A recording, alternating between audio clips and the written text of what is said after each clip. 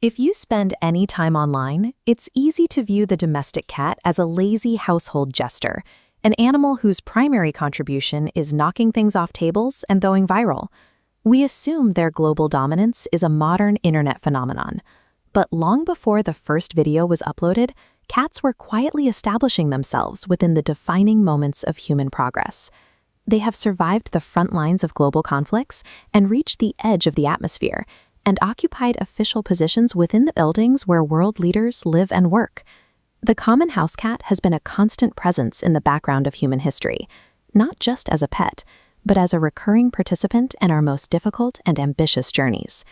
In the early 1800s, as Matthew Flinders mapped the coastline of Australia, he relied on an athletic ship cat named Trim to navigate the long, grueling voyages that shaped modern geography. During World War II, a black and white cat named Oscar lived aboard the German battleship Bismarck, one of the most formidable vessels on the ocean. In 1941, the Bismarck was sunk by British forces. More than 2,000 sailors died in the disaster, but rescuers found the cat floating on a piece of wreckage and pulled him from the water. The British adopted him and renamed him Unsinkable Sam, but his luck was tested again when his new ship, the HMS Cossack, was torpedoed and sunk. Sam survived that sinking too, and a third shipwreck later in the war, before the military finally retired him to a life on land. Later, during the Chinese Civil War, a cat named Simon served aboard the HMS Amethyst. Despite being badly wounded in an attack, Simon recovered and returned to his job of hunting rats to protect the crew's food supply, eventually receiving the Dickin Medal, the animal equivalent of the Victoria Cross. In these brutal naval environments, these cats proved to be more than just mascots.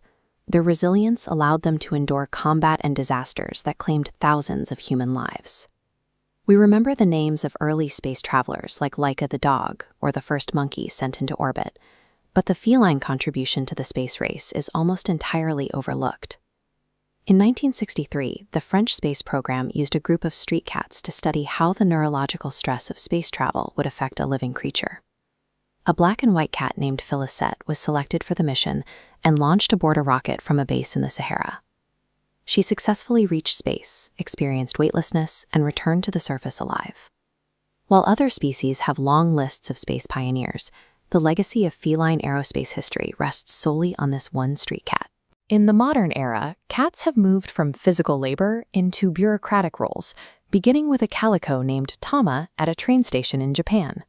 After Tama was appointed station master in 2007, the struggling railway saw an explosion in tourism and merchandise sales that saved the company from financial ruin. In the town of Talkeetna, Alaska, a cat named Stubbs served as honorary mayor for nearly 20 years, becoming a global celebrity and a major driver for local tourism. During the 1990s, a cat named Socks lived in the White House, becoming one of the most recognizable figures in the American media landscape during the Clinton presidency. And in London, a cat named Larry has held the official title of Chief Mouser to the Cabinet Office for years, providing a point of continuity as multiple prime ministers have come and gone. In these cases, a cat's presence provided a sense of local identity, a financial boost, or a rare point of stability in a rapidly changing political landscape. They have crossed oceans, survived global wars, reached space, and occupied the halls of government. Most animals leave paw prints in the dirt, but cats have found a way to embed themselves into the official records of human history. If our civilization falls, future historians will find billions of videos of cats and wonder why they were so central to our digital lives. But when they look past the digital noise, they will find the statues and the medals we've given them. They may conclude that while we think we are in charge, we have spent centuries ensuring these animals have a place at the very center of our world.